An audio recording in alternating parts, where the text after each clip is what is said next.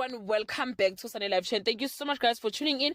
I'm here to update you of what is going to happen on Imbewu, the city, from the 11th to the 15th of July 2022 on Monday.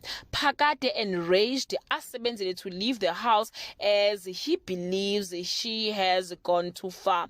Zitulele loses it on live television after a journalist implies that Nozi got abducted because of the nature of his business.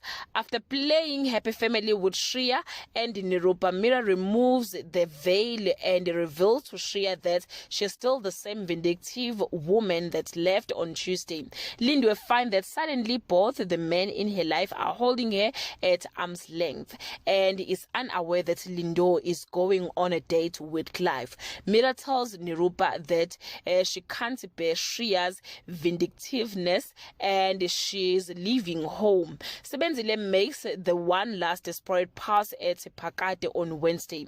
Phakade'S is shocked at Sebenzile's desperate move.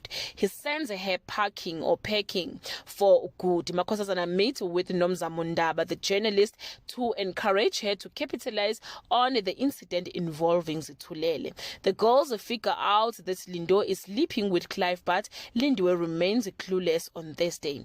Zitulele and Sibongile get closer and the sexual tension between them increases. Phakade'S looks to connect more with Mazulu. Mira and Shreya intensify their ongoing war on Friday. Sibongile sneaks out of Zitulele's bedroom after a night of passion, worried about being caught. An encounter with a pregnant woman makes Shreya even more suspicious about Mira's pregnancy.